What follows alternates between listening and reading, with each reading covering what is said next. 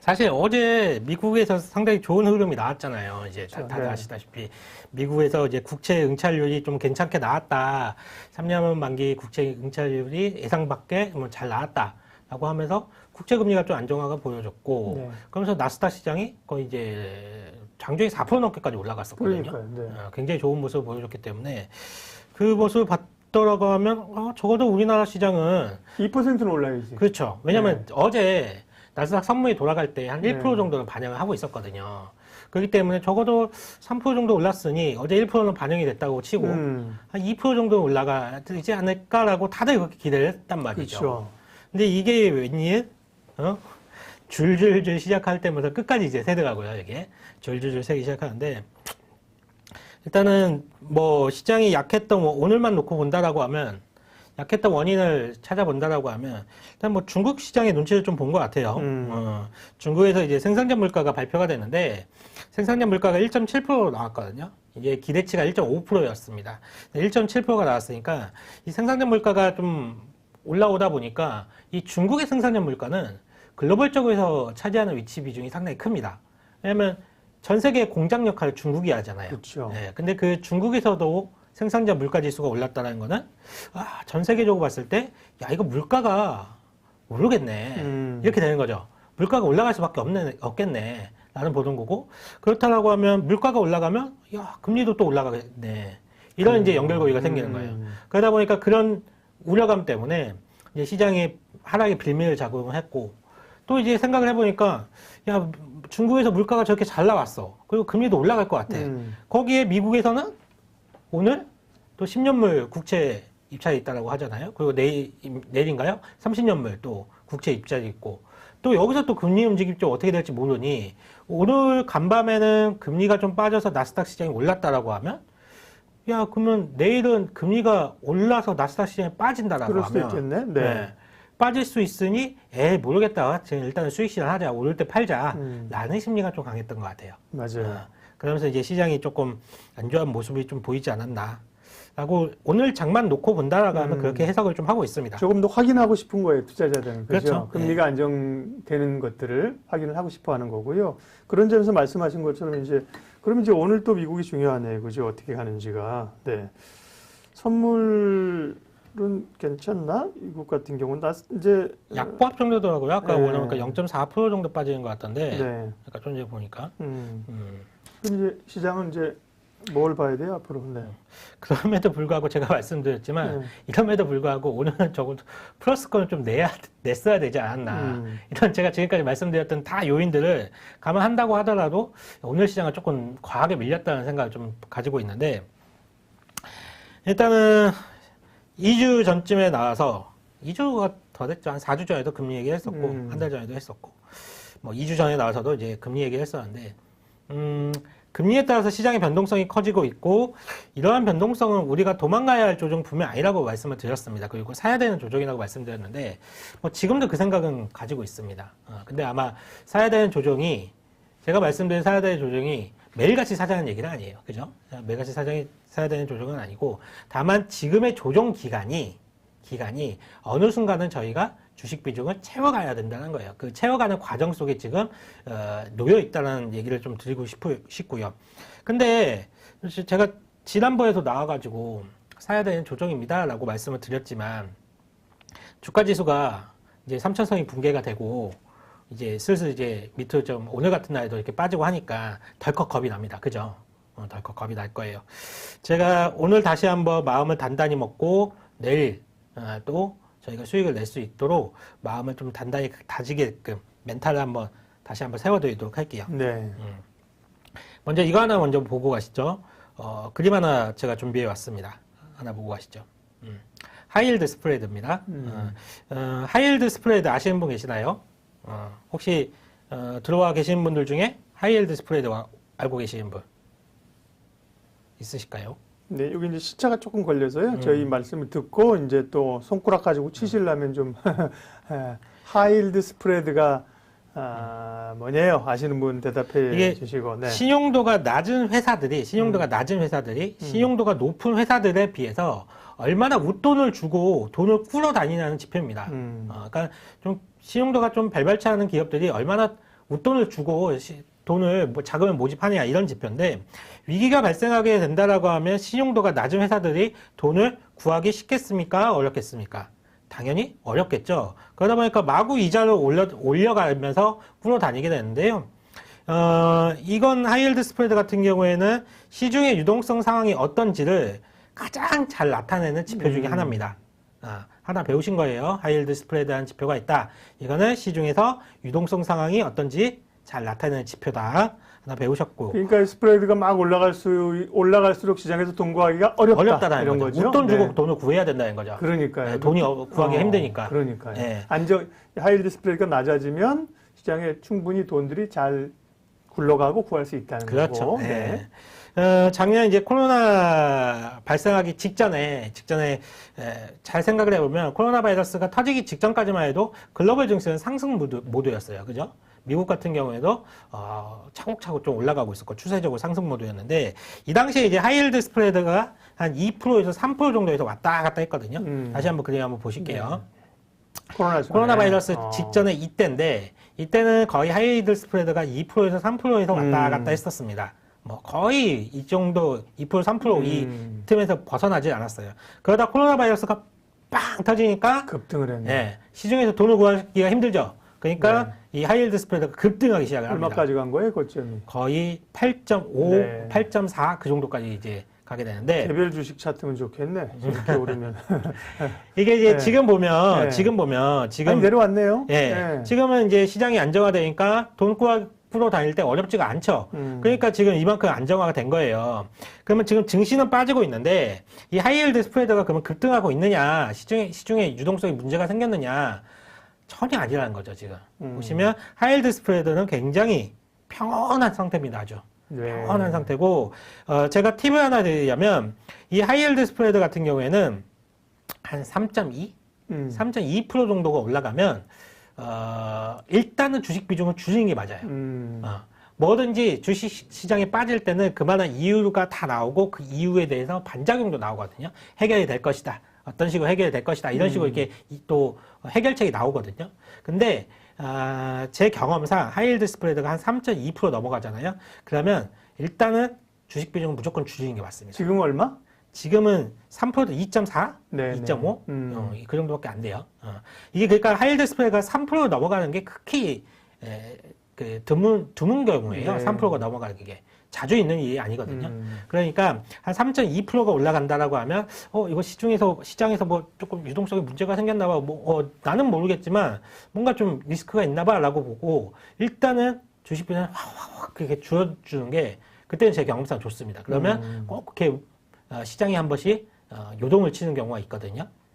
근데 지금은 이제 하이힐드 스프레드를 본다라고 하더라도 지금은 그럴 상황이 아니라는 거예요. 지금 충분히 시장에서는 유동성이 풍부하고 시장에 대한 리스크는 거의 없다라고 보시면 되고 이런 걸 봤을 경우에는 지금 시장에서 주가만 빠지고 있는 경제 상황이 멀쩡한데 주가가 빠지는 경우는 사야 되는 조정이 맞거든요. 그러면 이렇게 하이힐드 스프레드가 안정화되어 있다는 거는 주식 역시도 사야 되는 조정이 맞다라고 좀 보고 있는 겁니다. 그리고 사야 되는 조정이라는 이유인 사야 되는 조정인 또 다른 근거를 다시 또 다른 걸 한번 네. 말씀을 드릴게요. 미 노동부에서 고용지표가 발표가 됐습니다. 고용지표가 발표가 되는데 혹시 고용지표를 보신 분 계시나요? 지난 주말에 고용지표가 좋게 그렇죠. 나와서 미국 주가도 좀 좋았잖아요. 그죠? 맞아요. 아마 구체적인 숫자는 잘 모르실 테지만 좋게 나왔다는 사실 정도는 알고 계시는 분들 많을 거예요. 뭐 20만 개 증가인데 뭐 한 40만 개 늘었다 그랬나요? 네. 맞아요. 예. 일단은 이 비농업 일자리 수를 제가 가지고 나왔는데 일단 비농업 일자리 수 같은 경우에 2월 미국의 비농업 일자리 수가 51만 건이 지금 늘었거든요. 이게 시장 예상치가 20만 건이었습니다. 네. 시장 예상치보다 2배가 늘었어요. 그렇다라고 하면 비농업 일자리 수 중에서 이제 제조업 일자리가 있고 비제조업 일자리가 있거든요. 제조업 일자리가 더 중요할까요? 비제조업 일자리가 더 중요할까요? 우리가 볼 때. 우리가 볼 때 네. 제조업에서 제조업이 네, 일자리가 고용이 많이 창출되는 게 좋을까요? 비제조업에서 고용이 막 창출되는 게 좋을까요? 일단 제조업이 좋을 것 같은데 미국은 또 사실은 소비가 중요하니까 비제조업, 서비스업도 중요할 것 같아요. 정확한 답변이세요. 네. 제조업 지표가 네.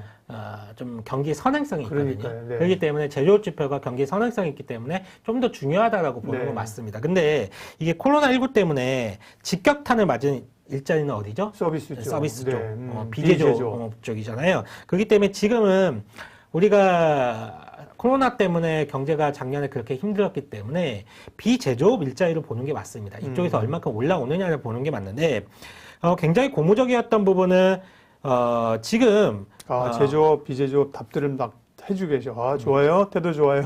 잘 들으시는. 네. 지금 그동안 코로나로 인해서 직격탄을 맞았던 서비스 부문의 일자리가 굉장히 크게 증가하고 있다. 이 부분이 되게 고무적인 겁니다. 구체적으로 보게 된다면 레저 같은 산업에서 35만 명이 늘었고요. 식당 같은 일자리에서도 28만 명이 증가를 했습니다. 2월에는 텍사스에 한파 영향이 있었잖아요. 미국 전역에 한파 영향이 있었잖아요.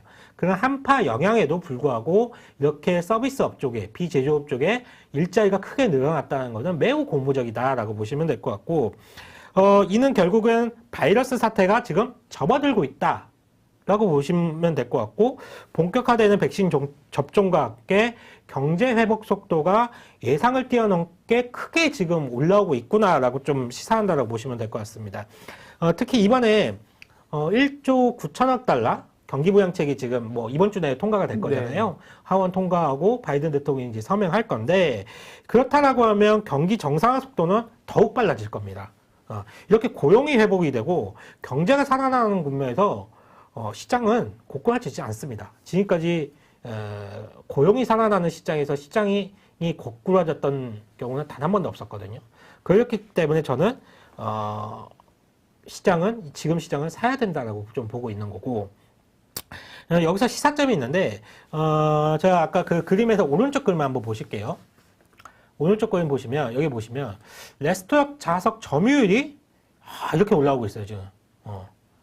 쭉 올라오고 코로나로 급감했던 레스토랑 오른쪽에 파란색 네, 좌석 점유율이 이렇게 올라오고 있거든요. 이게 레스토랑 같은 식당과 레스토랑 같은 영업 환경이 개선되고 있다는 뜻인데, 이게 코로나가 잠잠해지면 일단 사람들이 만난다라는 거예요. 네, 미국입니다. 미국. 네, 미국이요. 네, 우리는 4인 4명밖에 못 모이기 때문에 이렇게 잘 못 올라옵니다. 네. 그렇죠. 네. 그러니까 코로나 바이러스가 좀 잠잠해진다라고 하면 사람들이 어쨌거나 만난다라는 거예요. 사람들을. 그래서 식당 가서 밥을 먹고 레스토랑 가서도 밥을 먹고 이런다는 건데, 그렇다고 하면 지금 백신을 지금 우리나라 같은 경우 이제 맞기 시작을 했잖아요. 그러면 어딜 주목을 해야 되는지 이 그래프만 가지고도 잘 알 수 있는 부분입니다. 당연히 뭐 백화점이라든지 소비. 우류라든지 네. 이런 소비, 소비와 관련된 유통, 유통 네. 이런 쪽을 봐야 된다라고 할 수가 있는 거고요. 그러면 이제 또 다른 측면을 한번 또 보도록 할게요. 이번엔 기업 입장에서 한번 봐볼게요. 네. 공급자, 기업주의 입장에서 본다라고 하면 소매업체들 같은 경우에는 지금 재고율이 사상 최저거든요. 최저까지 재고가 떨어진 상황이에요. 예를 들어서 지금 반도체 같은 경우에는 차량용 반도체 난리잖아요. 그렇죠. 예. 지금 건국 이래 재고율이 가장 낮은 수준이에요. 네. 재고가 굉장히 떨어져 있는데, 그런 기업들은 지금 무슨 생각을 하고 있을까? 내가 기업의 오너라고 생각을 해보세요. 캐파 열려 있어. 그렇죠. 기업의 오너라고 생각하면 그렇게 재고가 최저 수준으로 떨어진 상태에서 할 수 있는 거는 다시 공격적으로 재고를 늘릴 수밖에 없는 거거든요. 팔리든 안 팔리든 일단은 최저까지 떨어진 재고 수준을 올리기 시작을 할 것이고, 왜냐면 지금 경기부양책이라는 게 과거와 다르게 국민들 지갑에 현금 다발을 직접적으로 꽂아주고 있어요. 현금을 직접 나눠주고 있거든요. 그렇기 때문에 사람들이 돈이 생기면 일단 뭘 삽니다. 그게 심리예요. 꽁돈이 생겼으면 일단 뭘 사게 돼요. 그렇기 때문에 기업들 입장에 본다라고 하면 재고는 최저 수준인데 사람들이 와가지고 자꾸 물건을 사간단 말이에요. 재고가 없는데. 그러니 이제부터 재고 확충 주문들이 늘어나게 될 것이고, 이런 부분들은 기업들의 이익을 증가시키게 될 겁니다. 그렇기 때문에 지금 물론 주가지수가 좀 빠지고 지금 힘든 구간인 건 맞아요. 하지만 이 기간만 잘 버텨낸다라고 하면 우리는 또 한 번의 큰 기회가 오고 있다는 부분 말씀을 드리고 싶고요. 현재 금리가 상승해서 이 금리라는 논 때문에 주가가 조정을 받고 있다. 이 부분은 뭐 다들 아실 거예요. 주식 어제 시작하신 하루밖에 안 된 분들도 지금 금리 때문에 주가가 빠졌다는 거는 다들 아실 거예요. 지난 시간에 제가 지난번에 나왔을 때 금리가 상승하는 조건이 세 가지가 있다고 했는데 금리에 영향을 미칠 수 있는 요소가 그게 성장률, 물가, 리스크라고 말씀을 드렸어요. 맞아요. 지금 이 세 가지에 의해서 금리가 상승하느냐, 뭐 하락하느냐, 그런 방향성이 결정되는 건데, 리스크는 아까도 말씀드렸지만 없다라고 말씀드렸고, 지금은 성장률이 상승하고 물가가 올라가는 국면입니다. 그러면서 금리가 오르고 있는데, 이렇게 성장률이 상승하는 국면에서는 주가가 통상 오르기 마련이거든요. 경제가 좋아지고 있다니까. 그러면 성장률이 올라가면 주가도 올라가는 게 과거에 그랬다면서, 왜 지금은 주가가 왜 빠지느냐? 제가 지금 금리가 올라가는데. 질문하려고 그랬어요. 네. 위험해서 뭔가 막 불안하고 막 돈이 없고 뭐 이렇게 하는 게 아니다. 고용 좋아진다. 그 다음에 재고가 바닥이라는 거는 이제 경기가 좋아진다는 물건을 만들어야 되잖아요. 그렇죠. 그 결국은 이제 좋은 흐름들이 좋은 흐름들인데 경기가 좋아서 금리가 오르는다는 건데 그런데 왜 주가는 빠지냐고요. 그렇죠. 왜 주가가 빠지냐고요. 네. 지금 이게 다 좋다는데 제가 답을 해볼까요? 네. 제가 왜냐하면 말씀하실 때 그걸 좀 메모를 해놨거든요. 제 알겠어요. 답은 이렇게 받아야 되는 조정이고 경기가 좋아지는 금리 상승인데 왜 주가가 빠지냐고요. 그 말은 장세 패턴이 지금까지 이제 유동성 장세였다는 거죠. 돈의 힘으로 경기가 좀 안 좋았는데 돈의 힘으로 올려왔던 거에서 이제는 유동성 장세가 실적을 확인하고 간 실적 장세로 넘어가는 소위 이제 우라카미 군이오의 그 사계절 있잖아요. 유동성 장세가 금융 장세가 실적 장세로 넘어가는. 그래서 이제 어쨌든 사실 근데 제일 폭발적인 건 사실 유동성 장세거든요. 시장에서 제일 중요한 뭐 실적 얘기하고 재료 중요하지만 제일 무식한 게 뭐예요? 돈의 힘으로 돈으로 밀어붙이는 장은 감당 못해요. 그래서 어쨌든 상황이 안 좋은 건 아닌데 주가가 좀 탄력이 더디고 확인하려는 거 아니냐? 제 해석은 그런데 과장님에서 역시 박사님은 최고입니다. 그러니까 예. 저도 이제 그런 생각을 좀 가지고 있고 하나 잘 말씀하셨기 때문에 그 부분에서 조금만 더 첨언을 하자 보면 지금 왜 빠지고 있느냐? 작년에 주가가 많이 올랐어요. 작년에 주가가 많이 올라서 빠지는 겁니다. 일단 말씀을 잘 해주셨지만 지금은 유동성에서 실적 장세로 넘어가는 추세인 거고 이 어마어마한 유동성을 주가가 많이 올랐습니다. 작년에. 우리나라 같은 경우에도 기억을 해보세요. 지금은 우리가 주가가 빠지니까 나스닥이 올라도 빠져 중국이 올라도 빠져 맨날 우리나라 이렇게 빠지기만 하느냐 속상할 수 있잖아요. 이게 2달 전에는 안 그랬다니까요. 2달 전에는 중국이 빠져도 우리나라는 올라, 미국이 빠져도 우리나라는 올라, 엄청 올랐습니다. 이게 그 당시는. 2달 전만까지만 해도. 그게 우리나라가 상당히 1월 달까지 너무 12월, 1월 이렇게 지나면서 다른 나라에 비해서 상당히 아웃퍼폼 한 면이 좀 있어요. 그렇기 때문에, 우리나라가 그거에 대한 반작용을 좀 거치고 있지 않나라고 보는 거고, 특히 지금 본다라고 하면 성장주 중심으로 좀 많이 빠지잖아요. 그렇죠. 그게 말씀하신 것처럼 유동성 장세에서 실적 장세로 넘어가는 과정 속에서 그 포트폴리오 리밸런싱이 계속 이루어지는 과정인 거거든요. 지금 다우지수가 빠지나요? 다우지수는 안 빠져요. 나스닥만 빠지는 거지 다우지수는 안 빠져요. 근데 우리나라 시가총액 상위 대부분 종목들을 한번 생각을 해볼게요. 삼성전자, 하이닉스, 반도체잖아요. 이게 우리나라에서는 저평가되어 있다라고 얘기는 하지만 글로벌적인 입장에서 봤을 때 반도체는 대표적인 기술 성장주거든요. 그렇잖아요. 반도체는 그렇죠, 전 세계에서 성장주로 보지 이걸 가지고 가치주로 보지 안 보거든요. 대표적인 성장주지 IT는. 그러니까 삼성전자 하이닉스도 글로벌적인 관점을 봤을 때는 성장주란 말이에요. 그 다음에 삼성 SDI, LG화학, SK이노베이션 이런 시가총액 큰 애들 성장주지 2차전지. 이거 뭐 대표적인 대표적 성장주. 대장급이죠. 성장주의 대장급인 거고. 그 다음에 시가총액 큰 애들 한번 생각을 해볼게요. 네이버, 카카오, 셀트리온, 삼성바이오로직스. 100% 성장주지. PR이 100배씩 되는 건데. 이런 애들이 시가총액에서 상위에 꽂아져 있어요, 우리나라가 지금. 보시면 시가총액 상위 쭉 보세요. 쭉 보시면 삼성전자, 하이닉스, 삼성바이오로직스, 셀트리온, LG화학, 삼성 SDI, 네이버, 카카오 전 세계에서 가장 성장률이 높다라고 성장주라고 일컫는 섹터의 종목들이 우리나라 시가총액의 상위에 포진을 하고 있습니다. 그거 이들 업체 때문에 밑에 있단에 있는 중소기업들도 상당히 많고요. 반도체 관련 그렇죠. 중소기업들 얼마나 많습니까?